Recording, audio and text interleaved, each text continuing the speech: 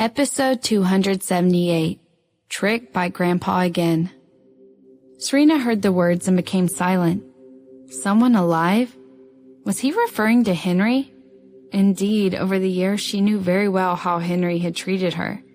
She didn't understand it before, but since Jake's disappearance, his heart was almost always exposed to her. He had tried to ask her out, and she always had various excuses to turn him down. Henry also used to pick up the two little ones from kindergarten, or help her cook at home, or teach the kids how to play games, use the computer, and read. However, the more involved Henry was becoming in her life, the harder it was for her to face him. It must have been at least 2 months since she last saw him. She knew that she owed him a lot. A lot. The old man looked at her, sighed, and said, "Forget what I'm saying. Think about it yourself. I'm not going to mess with your business." "Grandpa," she whispered, lowering her head. She was about to say something but was interrupted by the old man.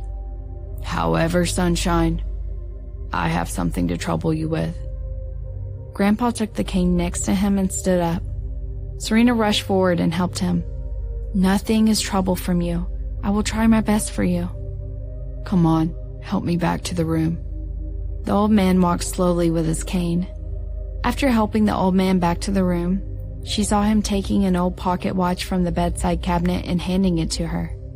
He said with a heavy heart, "Please give this pocket watch to the grandson of an old comrade. Over the years, I could not let go of this. He saved my life, took a bullet, and protected me. At that time, we were only in our 20s. Carson was just a baby, and his child was only 2 or 3 years old. He died, but I did not find his body because of the battle. Just a few days ago, I finally found his family." Serena took the pocket watch and opened it. At a glance, she saw a black and white photo which had yellowed. A young officer dressed in beautiful and neat clothes was sitting next to a woman. Because the photo had discolored, it was impossible to see the faces of the man and woman. "This is the relic of the old comrade. You can give it to his grandson on my behalf. I asked him to meet on the 3rd floor of the Austin Convention and Exhibition Center." Serena closed the pocket watch and felt that something was wrong. She said, "Grandpa, this is such an important thing. I think it is better for you to hand it over to him. Since it is his grandson, he should be quite young, slightly older than Jake at most, 30, 35 years old. Shall we invite him home and treat him to dinner?" "No. He said that he's very busy at work and doesn't have time to come here. That's why we had agreed on the place. Since I was saved by his family, I can't trouble him," the old man said, glancing at her face and seeing that she was a bit hesitant. Then he reached out and grabbed the pocket watch. "It's fine if you don't want to go. At my age, I still have some courage left in me. I don't need anyone's help." Serena could not listen to Grandpa say something like this. She quickly took the pocket watch back and said, "Grandpa, I will go. What time should I meet him?" Just in the place where Serena could not see, his old eyes flashed calculating light.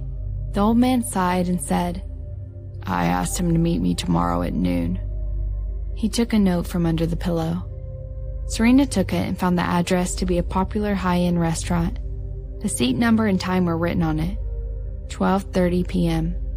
After she promised the old man, she went back to her bedroom and set an alarm clock at 12 noon as a reminder. However, when she was showering, she felt confused. This scene seemed to be similar. Just when she had experienced this, there seemed to be a familiar picture flashing in her mind, but she could not lock it down. After showering, she dried her hair and fell asleep. The next day, she was busy all morning and thought of this matter only when the alarm went off. Stretching, Serena asked the secretary to wrap the pocket watch up and took the opportunity to go to the bathroom, used her concealer to cover up the mark on her neck, let her hair down, and went to the agreed spot with the pocket watch to meet the grandson of the old comrade. The distance was closer than expected, and Serena was 10 minutes early. When she got to the seat, she ordered herself a glass of juice and sat down. About 7 or 8 minutes later, when she was bored, she saw a blue figure coming over. This figure looked tall and a little thin, fair skin, rimless glasses, blue check suit, looking handsome. He was talking to the waiter. Serena saw this figure and felt a little surprised. Henry? How was he here? Henry seemed to feel her gaze too. He turned around and Serena immediately covered her face with a menu, feeling bitter. Damn it, was her look so bad? How could she meet Henry here like this? What was even more unexpected was that he was led by the waiter in her direction. This is the table. Please sit down. Thank you.